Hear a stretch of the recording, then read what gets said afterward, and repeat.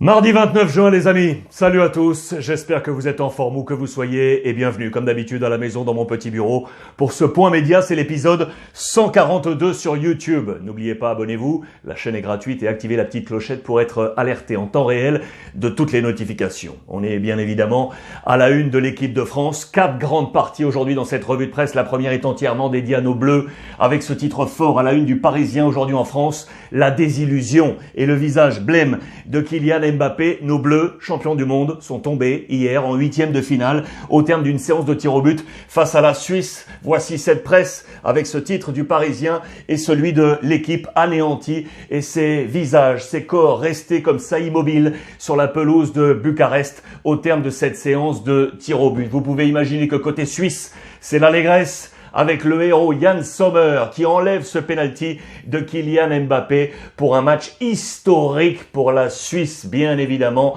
Nos Français qui sont tombés les bras en croix avec la double allusion, avec cette petite phrase symbole et le drapeau suisse avec cette croix helvétique au milieu. Et donc Kylian Mbappé esselé parmi la marée blanche avec ce coup de sifflet final après ce cinquième penalty manqué. Le cauchemar de Mbappé, inefficace pendant 120 minutes, l'attaquant des Bleus, en manquant le dernier tir au but, a précipité l'élimination des siens. La désillusion est terrible dans les colonnes de l'équipe aujourd'hui, avec le Parisien aujourd'hui en France. Nos Bleus, ces Bleus, ne méritaient pas d'aller plus loin. Très critique la presse française à l'égard de l'ensemble du groupe, avec le sélectionneur compris, Didier Deschamps. Regardez l'ensemble de ces notes posées par l'équipe. La défense aurait été, vous le voyez, catastrophique. C'est une note sur 10, je vous le rappelle. 2 pour l'anglais, 2 pour Kimpembe, 3 pour Varane. Exception faite, on va y revenir, 7 pour Hugo Lloris le capitaine, 5 Rabiot, 2 Pavard, 6 Pogba, 5 Kanté, 4 Mbappé, 5 Griezmann, 8 pour Karim Benzema, auteur de ce doublé. Ce schéma tactique avec cette défense à 3 centraux, on va y revenir. L'exception d'Hugo Lloris, mise en avant, regardez dans les colonnes de l'équipe, avec donc ce 7 sur 10. L'arrêt inutile, parce qu'au cours de cette rencontre, il a sorti un penalty, Hugo Lloris, pour permettre aux Bleus de rester en vie dans ce match, alors que les Suisses menaient 1-0. C'est ici, sur la phrase de Rodriguez, ça aurait pu faire 2-0. Il arrête ce penalty pour laisser les Bleus en vie. Ces notes sont rappelées ici. Lloris, mise en avant par toute la presse française. De nouveau, cette photo symbole en contraste avec le reste de l'équipe.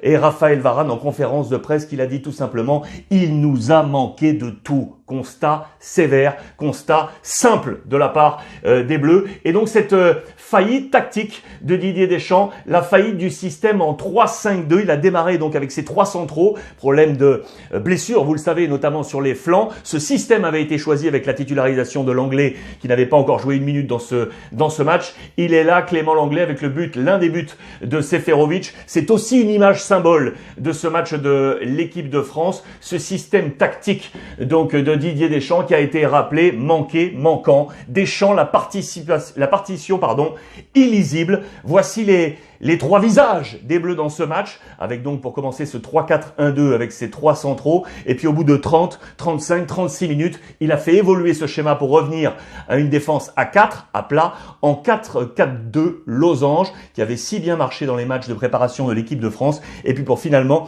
changer en deuxième période avec des hommes qui vont varier, avec notamment l'entrée de la sortie de Clément Lenglet pour voir Kingsley Coman entrer et amener du dynamisme dans ce match. Ces choix tactiques ont mis en difficulté cette défense. Vous l'avez vu avec les notes et c'est rappelé ici. Une défense en supplice avec également Benjamin Pavard qui a lui aussi été en grande difficulté dans cette rencontre côté équipe de France jusqu'à cette séance de tir au but avec donc le malheureux Kylian Mbappé qui manque ce 5e et dernier tir au but. Vous le voyez, Pogba avait marqué, Giroud également, Thuram, Kimpembe et l'échec de Kylian Mbappé. Dans le même temps, les Suisses ont marqué leurs 5 tirs au but pour tromper Hugo Lloris et se qualifier pour les quarts de finale face à l'équipe d'Espagne. Nos champions du monde français sont tombés. Fin de l'Euro pour nos Bleus. Regardez le tableau final de cet Euro. Voici le stade actuel. Vous l'aurez compris, la France était ici éliminée pour ce quart de finale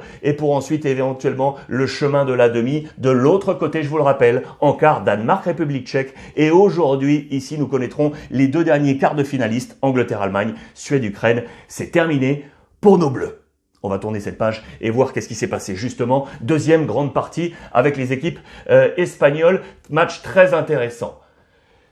Deuxième partie, elle est là avec l'Espagne qui s'est qualifiée dans un match absolument fou face à la Croatie, les amis.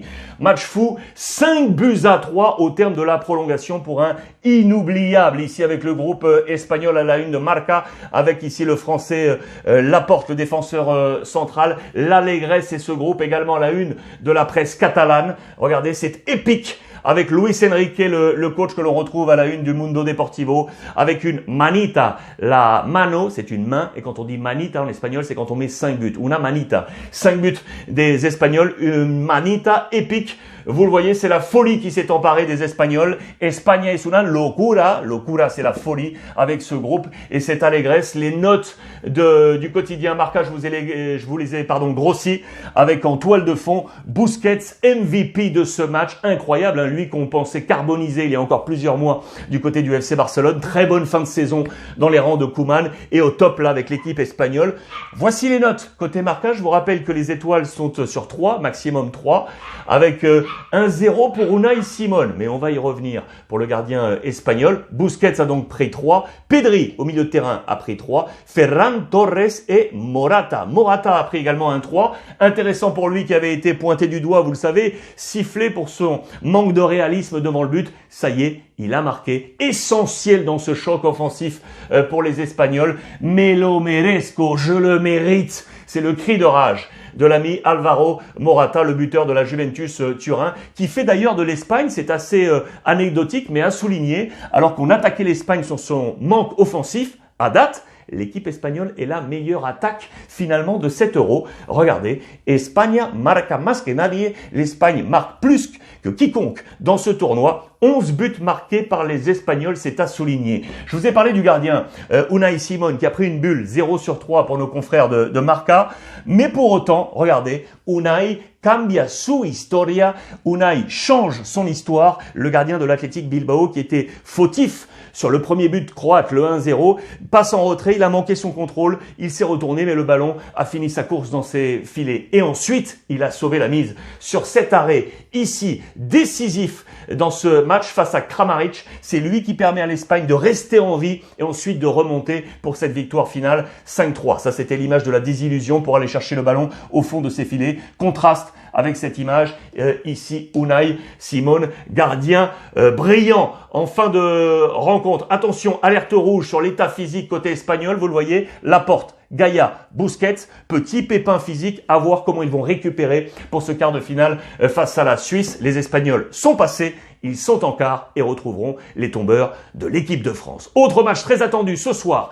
Attention à ce match entre l'Angleterre et l'Allemagne, les amis. Regardez la presse anglaise avec là le visage de Harry Kane.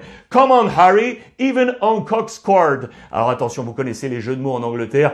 Ça, c'est très borderline.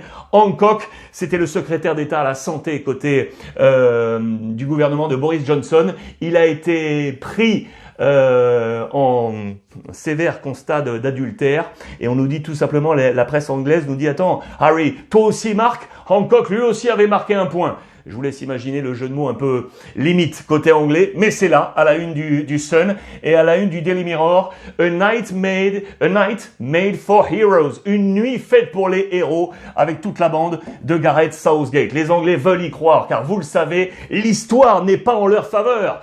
Face à l'Allemagne, dans les colonnes de l'équipe, à la vie, à la mer. Bon jeu de mots d'ailleurs de nos confrères avec au cœur un joueur à suivre, Havertz, qui avait été le joueur décisif de la finale de Ligue des Champions avec Chelsea. Il sera là côté allemand pour agiter la défense anglaise. C'est un des focus à suivre dans ce match. L'histoire, je vous l'ai dit, n'est pas favorable aux Anglais.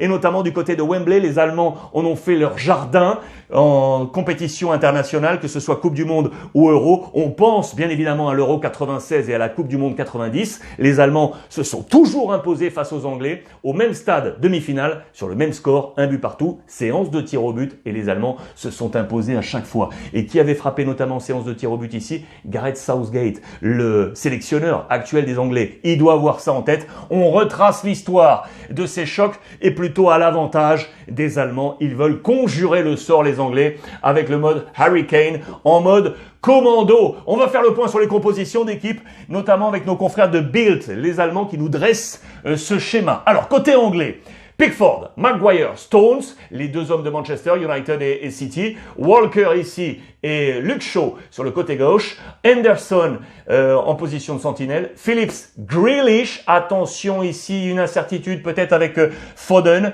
à suivre, Sterling, Kane et le petit Saka, la révélation d'Arsenal qui pourrait bien être titulaire côté anglais. Côté allemand, on est ici, moins de doute d'après moi. Neuer, Rudiger, Hummels, Ginter, Goretzka puisque l'ami Gundogan est out, Kroos, Gosens sur les flancs, Kimmich ici, Havertz, Müller et Gnabry. On fait le point sur les cotes avec les copains de NetBet.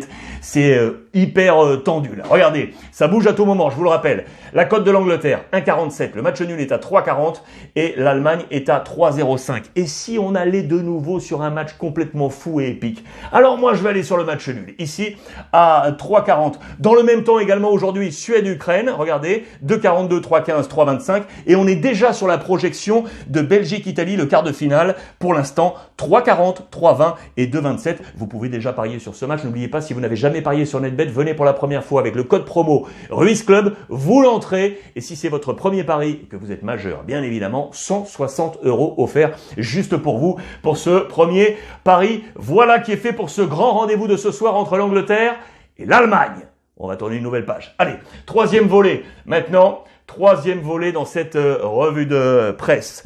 Présentation du quart de finale entre la Belgique et l'Italie. Regardez la presse des deux côtés avec le compte à rebours côté belge, bien évidemment, parce que ces deux hommes étaient blessés, De Bruyne et Hazard. Vont-ils, oui ou non, pouvoir être présents face à l'Italie qui, de son côté, dans la confiance, avec Mancini, adoubé par Antonio Conte, l'un de ses prédécesseurs à la tête de la sélection italienne, l'homme du titre de l'Inter qui est favorable à ce que fait aujourd'hui Mancini à la tête de l'Italie. En page intérieure, les Italiens se préparent. Ça y est, regardez, Mancini qui prépare ses plans tactiques avec notamment la défense. Comment conjurer là, comment retenir Lukaku côté italien. On travaille sur cette défense. On va être sur la rapidité également de Insigne et de Chiesa. Et attention au flanc, on pense à Meunier, mais on a notamment des hommes très forts du côté de l'Italie avec Spinazzola. Vous le savez, 2 fois élu MVP, le Romain. Le plan de bataille italien est en train de se dévoiler du côté de la Gazzetta dello Sport. Choc! C'est sûr, ça. Ça, c'est un choc. Lukaku, l'Interiste qui va retrouver le Juventini, l'ami Chiellini. Voilà le grand duel dans ce match Lukaku-Chiellini. On va se régaler parce que alors là, ça va être un choc d'extraterrestre dans cette rencontre. Côté belge, je vous l'ai dit, c'est le compte à rebours qui a commencé. Et quand on parlait de choc avec des défenseurs, lui a réussi à relever le choc face à Cristiano Ronaldo. C'est l'ami Vermaelen. On avait quelques doutes sur le défenseur central du Vissel Kobe au Japon. Il a réussi un match fantastique. Il est au taquet dans les plans de Roberto Martinez pour défier les Italiens. Regardez ce chiffre ici. 5. Thomas Vermaelen a participé aux 5 derniers matchs des Diables. Il n'avait plus enchaîné 5 apparitions depuis près de 9 ans. Depuis juin et octobre 2012. Il est de retour en forme au bon moment dans cet Euro pour la sélection belge. Du coup, on s'interroge. Quel sera le plan de Roberto Martinez en fonction des blessures? Voici 3 temps de passage possibles. Les deux blessés, Hazard et De Bruyne. Alors, si Hazard est absent, uniquement lui, on a un match entre Carrasco et Doku pour savoir qui va jouer. Soit le joueur de l'Atlético, soit le petit René. Ça, c'est une possibilité. Si seul De Bruyne est absent, c'est Tielemans qui devrait prendre la baguette et être le chef d'orchestre, être la plaque tournante. Si les deux sont absents, on irait sur ce type de schéma. Regardez, Mertens et Carrasco par rapport à leur expérience. Si ces deux hommes venaient à tomber, on miserait sur l'expérience. Voici les 3 schémas proposés par nos confrères du côté de la presse belge. Merci à monsieur Sacha Tavolieri d'ailleurs de m'avoir fourni tout ça que l'on retrouve ce soir dans le mag à 23 h sur YouTube. L'homme qui sera sûr, qui sera là, c'est lui, c'est le frangin, le père Thorgan Hazard qui s'est fait un prénom maintenant, vous le savez. Thorgan, entre flexibilité et sens du devoir. À 28 ans, il est l'homme fort maintenant. 4 buts inscrits sur les 7 derniers matchs avec les Diables. 4 sur les 7 derniers matchs. Ça, c'est intéressant. C'est autant qu'au cours de ses 31 précédentes rencontres avec les Diables. 4 sur les 7 derniers matchs. L'homme en forme. Attention à la sélection italienne. C'est lui qu'il va falloir surveiller de près côté belge. Voilà le schéma pour ce match très attendu. Tous les éléments. À vous de voir ce qui va se passer. On va se régaler entre l'Italie et la Belgique. On va tourner. Troisième volet maintenant. Quatrième volet, c'est le spécial Mercato. Page spéciale Mercato avec en toile de fond un nom, Cristiano Ronaldo, les amis. À la une de toute la presse italienne, que va-t-il faire l'ami Cristiano Ronaldo? Il est à la croisée des chemins, éliminé avec le Portugal. Il serait, selon Tuttosport, empreinte de la Juve, entre Max Allegri et le Cher, en l'occurrence Al-Khelaifi, la famille propriétaire, vous le savez, du Paris Saint-Germain. On hésite côté Cristiano Ronaldo, rester à la Juve ou peut-être filer du côté du Paris Saint-Germain. C'est ton page intérieure, c'est le premier dossier de cette partie Mercato. Que va-t-il faire? Ce moment-là où il jette ce brassard de capitaine au terme de son élimination dans cet Euro. Et maintenant, qu'est-ce qu'on fait, monsieur Cristiano? Le plan B est déjà activé, vous le savez, du côté de la Juve.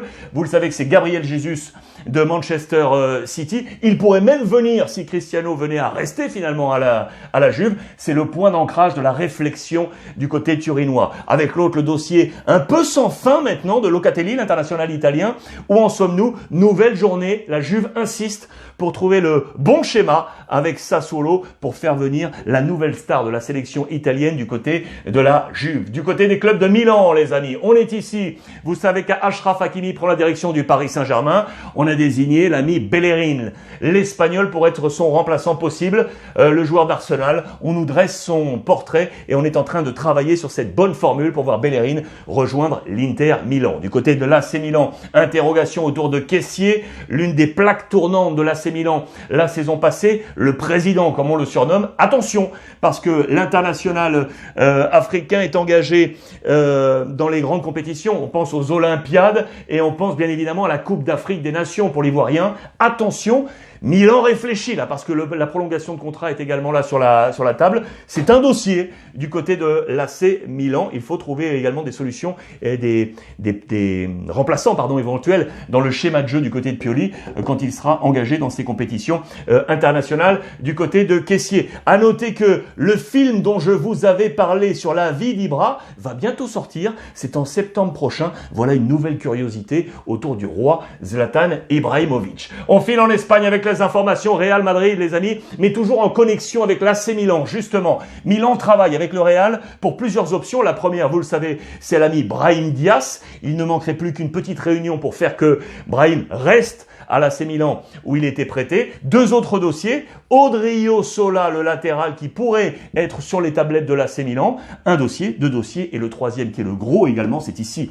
Jovic, porte ouverte visiblement de la part du Real Madrid. On compte empocher entre 50 et 60 millions d'euros.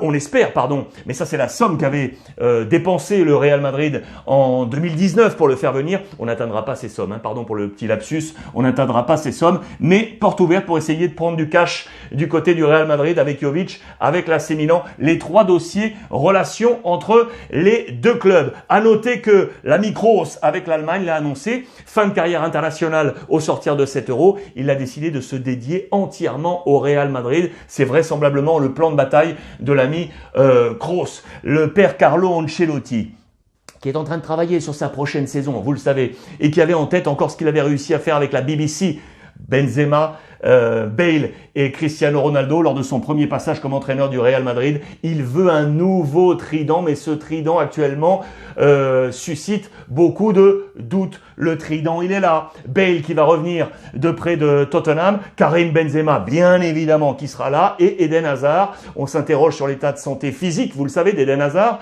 On l'a vu encore là à l'instant. Ces trois hommes seront-ils former le trident de Carlo Ancelotti? C'est la principale interrogation du côté des colonnes du quotidien AS. Côté FC Barcelone, les amis, Junior Firpo, ça y est, aurait trouvé destination. On parle de Leeds, Marcelo Bielsa, l'ancien Olympique de Marseille. Le coach voudrait l'ami Junior Firpo, porte de sortie, toute trouvée, tout comme Conrad de la Fuente, vous le savez, qui s'engage avec l'Olympique de Marseille. Ça y est, le cash tombe du côté du FC Barcelone.